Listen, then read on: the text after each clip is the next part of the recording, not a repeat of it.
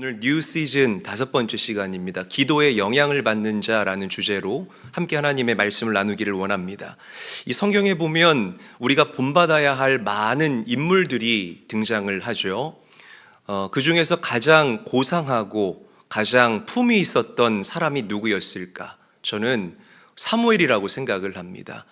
사무엘은 사사시대의 인물이에요. 그때는 왕이 없었죠. 하나님께서 사사를 통하여서 직접 이스라엘을 통치하고 다스렸던 신정 통치 시대였다라고 말씀드릴 수가 있습니다. 자, 그런데 이 사사 시대의 특징을 성경이 뭐라고 이야기를 합니까? 사람들이 각자의 소견대로 행하였다라고 이야기를 하죠.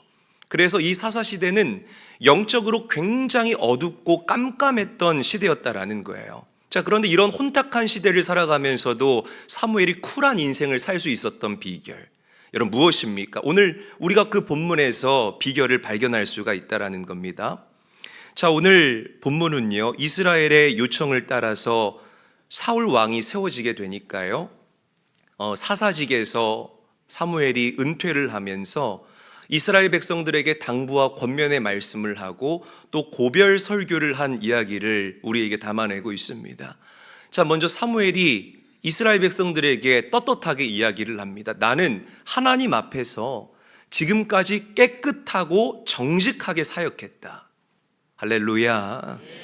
자, 이 사무엘이 이스라엘 왕이 세워지기 전까지 모든 권력을 다 가지고 있었다는 거죠. 정치적, 군사적 지도자였고, 그리고 종교적 모든 영적인 권한을 가지고 있었던 그런 사람입니다. 그러니까 오늘날로 말하면 행정권을 가지고 있었고, 사법권을 가지고 있었고, 군수 통치권도 가지고 있었고, 그리고 이 종교적으로도 굉장한 권한이 있는 사람이라고 생각을 하면 돼요. 불가능하죠, 요즘 같은 시대에는요, 여러분.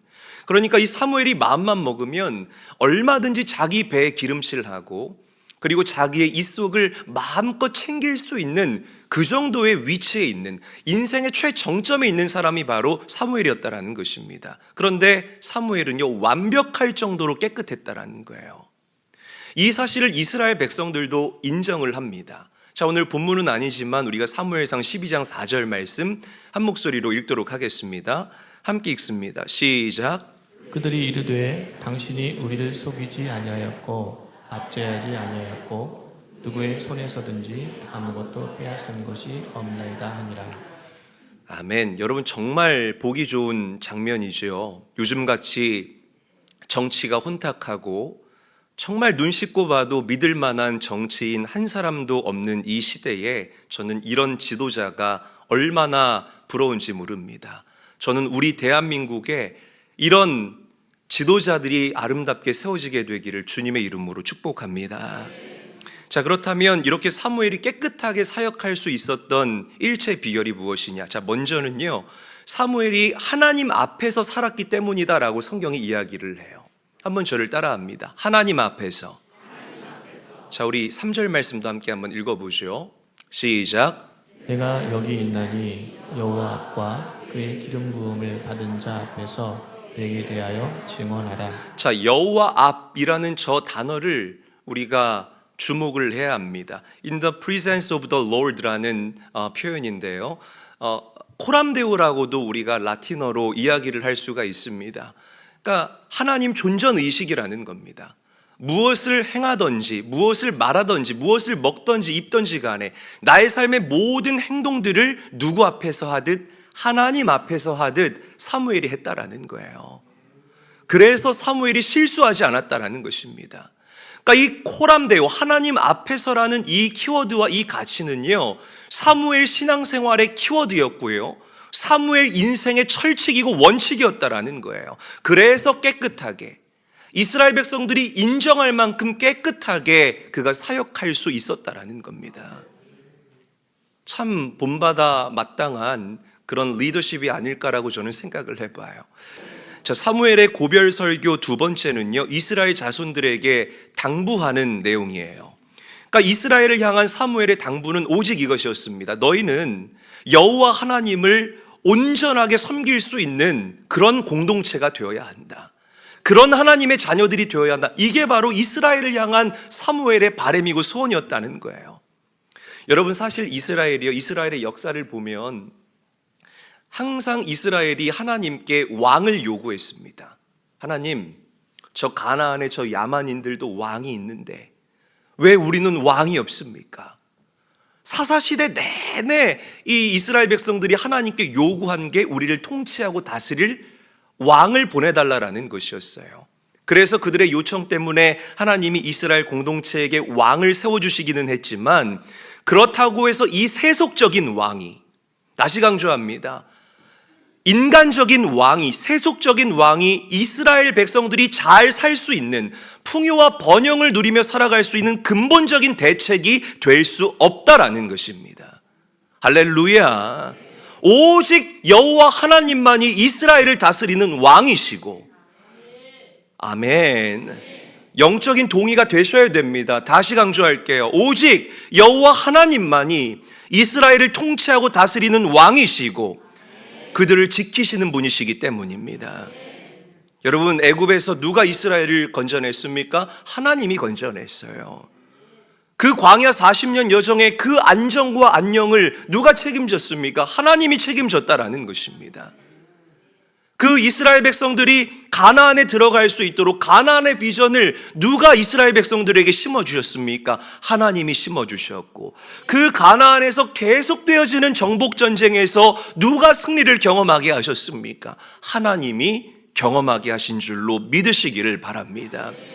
이 세상의 어떤 세속적인 왕도, 어떤 세속적인 리더십도 하나님을 대신할 수 없다, 이 말이에요. 이 진리가 여러분들 가슴에 새겨져야 합니다. 이 말씀은 이스라엘 공동체에게만 국한된 말씀이 아니라 이 마지막 때를 살아가는 저와 여러분들에게도 적용되어져야 할 말씀이라는 거예요. 하나님이 우리의 왕이십니다. 그리고 그 하나님이 여러분들 삶의 코이리오스, 주인 되신다는 사실을 믿으시기를 바랍니다.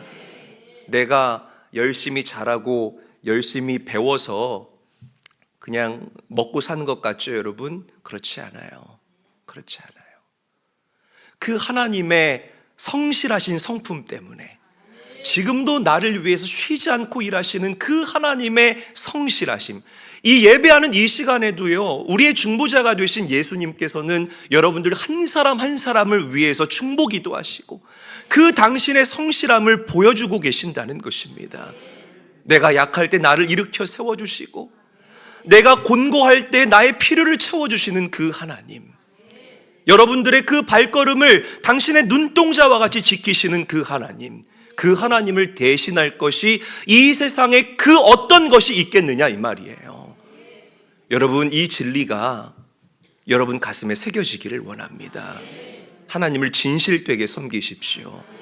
오늘 이 사무엘 선지자의 이 고별 설교가 여러분들을 사랑하는 마음으로 드리는 하나님의 음성이 될 수 있기를 주님의 이름으로 간절히 축원합니다. 옆 사람 바라보며 축복하죠. 우리 하나님만을 온전하게 섬깁시다. 인사하겠습니다. 그래요. 자, 우리 사무엘상 12장 23절 말씀 함께 읽어볼게요. 시작.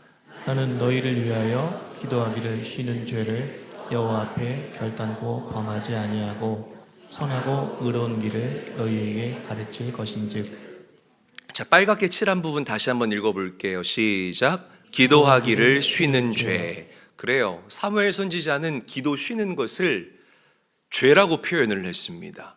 겁이 덜컥 나죠. 은퇴하는 마당에 왜 굳이 기도하기를 쉬는 죄를 범하지 않겠다라고 얘기를 했을까? 저는 은퇴하면 하고 싶은 게 참 많아요. 선교도 자유롭게 다니고 싶고, 제 아내랑 같이 맛집을 찾아다니면서 맛있는 음식도 먹고 싶고, 또 여행도 좀 자유롭게 하고 싶고, 글 쓰는 걸 참 좋아합니다. 그래서 책도 좀 여러 권 써 내려가고 싶기도 하고, 또 시골에 낙향해서 또 편안한 여생을 살 수도 있다라는 거죠. 그런데 왜 사무엘이 이렇게 할 만한 옵션들이 많음에도 불구하고 기도 쉬는 것을 죄라고 이야기를 했을까? 잘 들으십시오, 여러분. 사무엘은요, 기도에 대한 사명을 가지고 있었기 때문이라는 것입니다. 아멘. 한번 저를 따라하죠. 기도는 성도의 사명이다. 더 크게, 기도는 성도의 사명이다. 사무엘이 이렇게 생각했을 거예요. 성경에 나와 있지 않아요. 아마 이제 나라를 맡기는 것은 사울 왕에게 넘겨줬으니 내가 죽을 때까지 해야 될 그 사명은 이 나라와 민족이 온전하게 그 밝은 빛의 길을 갈 수 있도록 기도하는 것이다. 자, 우리 예수님의 삶을 조명해 봅시다. 예수님이 이 땅에 오셨어요. 구원자로 오셨습니다. 그래서 그 3년의 공생애를 마치고 여러분들의 죄를 짊어지시고 십자가에서 죽으시고 부활하시고 승천하셨습니다. 믿으십니까? 예수님이 은퇴하셨다는 거예요. 맞잖아요. 예수님이 은퇴하셨어요. 은퇴하신 예수님이 뭐 하실까요? 드러누워 계실까요? 온 우주를 여행하실까요? 그렇지 않습니다. 그 하나님 보좌 우편에 앉아 계셔서 지금도 쉬지 않고 여러분들 한 사람 한 사람을 위하여 중보기도하고 계신다는 사실을 믿으시기를 바랍니다. 아멘. 너무 귀하다는 거예요. 그러니까 여러분, 우리가 기도한다라는 것은, 기도를 나의 사명으로 생각한다는 것은 예수님의 사역에 동참하는 것입니다. 이게 보통 일이 아니라는 것이요. 사무엘은 이 영적인 비밀을 알았어요. 내가 나라를 위해서 기도해야 되겠다. 내가 기도하는 것은 나의 사명이다. 특별히 오늘 이 말씀을 먼저 되신 우리 어르신들과 우리 권사님들, 우리 집사님들이 가슴에 새기시기를 바랍니다. 그래서 기도의 사명자로 다시 한번 결단할 수 있는 그런 은혜가 여러분들에게 넘치도록 부어지게 되시기를 예수님의 이름으로 간절히 축원합니다. 자, 마지막으로 우리의 삶은 기도의 영향을 받아요. 반드시 기도의 영향을 받습니다. 가정과 기업의 흥망성쇠가 어디에 있느냐? 돈에 있습니까? 그렇지 않아요. 제가요, 여러분, 사업하는 사람 중에 정말 투자를 잘 받아서 막 돈이 넘쳐 흐르게 해서 사업을 시작한 사람들도 여럿 봤거든요. 다 망하더라고요. 그러니까 이게 여러분, 물질, 차고 넘치는 자본금이 여러분들 기업의 흥망성쇠 아니라는 것이에요. 아멘. 가정과 기업의 흥망성쇠, 우리 믿음의 사람들은 알아야 돼요. 아, 내 가정을 풀어내는 열쇠, 내 기업을 돌파해내는 열쇠가 기도에 있구나. 기도에 있구나. 여러분, 한 개인의 그 삶의 질을 결정하는 것도 여러분들의 부르짖는 기도에 의해서 결정된다는 사실을 명심해야 된다는 겁니다. 자, 출애굽기 17장을 보게 되면 여러분들이 잘 아는 이스라엘과 아말렉과의 전쟁의 이야기가 나옵니다. 르비딤에서 이제 그들이 싸우게 되는데, 여호수아는 필드에서 그 아말렉과 이스라엘 군대들을 데리고 싸우고요, 나이가 든 모세는 그 높은 산에 올라가서 그들을 바라보며 두 손 들고 기도한다라는 거죠. 자, 그런데 놀라운 원리를 모세와 아론과 훌이 발견합니다. 모세가 기도손이 올라가니까요, 어떻게 돼요? 이스라엘이 아말렉을 이기고 또 이기고 또 이기는 역사가 일어나요. 그런데 모세가 피곤해서 기도의 손이 내려오니까 전세가 역전돼서 아말렉이 이스라엘을 잡아먹고 잡아먹는 장면이 연출이 되는 거예요. 깨달은 겁니다. 아, 기도해야 이기는구나. 기도해야 이기는구나. 그래서 모세가 아예 기도의 자리를 딱 잡고요, 두 손을 들어요. 그러니까 옆에서 아론과 훌이 모세의 기도의 손이 내려오지 않도록 그들을 서포트해 준다는 것입니다. 모세의 기도의 손은 밤새도록 내려오지 않았고 이스라엘은 이기고 또 이기게 된 줄로 믿으시기를 바랍니다. 이 기가 막힌 승리를 경험한 모세가요, 그곳의 이름을 여호와 니시, 하나님의 깃발이라는 이름으로 지었다라는 거죠. 하나님이 나의 깃발이다. 여러분, 하나님이 여러분들 인생의 승리의 깃발이 되신다는 사실을 믿으시기를 바랍니다. 기도로 우리가 하나님의 이름을 앞세우면, 기도로 하나님의 이름을 앞세우면 반드시 이기고 또 이기게 되는 놀라운 역사가 일어나게 될 줄로 믿으시기를 바랍니다. 기가 막힌 진리예요. 기도로 하나님의 이름을 앞세우자. 내 이름 앞세우면은요, 물론 마귀가 겁을 내죠. 하나님의 자녀니까. 근데 여러분, 영적으로 해이해진 상태에서 내 이름을 앞세면 너 누군데? 이렇게 얘기를 해요. 그런데 주님의 이름을 앞세우면 아이고 무서워, 도망가는 거죠. 네. 여러분, 기도 없이는 어떤 하나님의 역사도 우리가 기대할 수 없어요. 하나님의 역사가 이 땅에 어떻게 일어났느냐. 우리 대한민국의 120년 기독교 역사를 봐도 그렇습니다. 하나님의 강력한 역사와 돌파가 일어난 곳에는요, 어김없이 헌신의 기도가 있었다는 사실을 우리가 부정할 수 없어요. 2000년 이 기독교 역사, 여러분 정말 하나님 살아계십니다. 2000년 이 세계 역사를 봐도요, 강력한 돌파가 일어난 곳에는 어김없이 헌신의 기도가 있었다는 사실을 우리가 부정할 수 없다라는 것입니다. 여러분, 교회가 어떻게 부흥할까요? 담임 목사 혼자 멱살 잡고 하드캐리하면 이 교회가 부흥할까요? 절대 그렇지 않아요. 절대 그렇지 않습니다. 누군가가 이 기도의 사명자가 되어서 헌신의 기도를 감당해야만 이 교회가 부흥하게 될 줄로 믿으시기를 바라요. 아멘. 제가 저희 아버지께 물어봤어요. 저희 아버지 정말 엄청나게 부흥을 경험하시지 않았습니까? 그래서 제가 아버지께, 아버지, 교회 부흥 어떻게 된 거예요? 교회 부흥했던 비결 좀 알려주세요. 그랬더니 저를 1층 소예배실로 데려가시더니 이렇게 말씀하시는 겁니다. 이 기도실에 교회를 위해서 기도하는 사람, 기도자들 10명 있을 때 우리 교회 성도는 100명 됐고, 이 기도실에 기도하는 성도 100명이 됐을 때 이 교회는 1000명이 모였고, 이 기도실에 정말 진심으로 기도하는 사람 300명이 모였을 때 이 교회 3000명 됐다. 할렐루야. 그러니까 여러분 뭐라고 말씀하시냐면 기도하는 교인이 전체 교인의 11조라는 거예요. 그러니까 우리 장로님들이 계속 그렇게 말씀하시는 것 아닙니까? 여러분, 교회가 하나님의 역사를 경험하기 위해서는 누군가가 이 기도의 희생을 감당해야 합니다. 저는 우리 성가대가, 우리 제일교회 성도들이, 우리 제일교회 사랑하는 직분자들이 이 기도의 사명을 감당할 수 있게 되시기를 주님의 이름으로 간절히 축복합니다. 민족이 살려면 훌륭한 정치 지도자들이 세워져야, 물론 그것도 맞지만 나라와 민족을 위해서 기도하는 기도의 파수꾼이 있어야 돼요. 그게 열쇠입니다, 여러분. 여러분들의 가정 어렵고 힘들지요. 뭐 부부간의 사이가 좋지 않아서 경제적인 문제 때문에 어렵고 힘드십니까? 그 가정이 다시금 회복되시기 위해서는 가정을 위해서 눈물로 기도하는 기도의 파수꾼이 있어야 됩니다. 교회도 마찬가지예요. 교회가 살려면 교회를 위해서 간절하게 기도하는 기도의 파수꾼들이 있어야 합니다. 그냥 피곤하다고 다 누워서 주무시면은요, 마귀는요 정말 제한 없이 이 교회를 마음껏 노략질할 것이라는 거예요. 제가 우리 아들 낳을 때 한 선배 목사님께서 저를 축하해 주시면서 뭐라고 말씀을 하셨냐면, 이렇게 이분은 자식이 넷이나 되시는데 저한테 이렇게 말씀을 하시더라고요.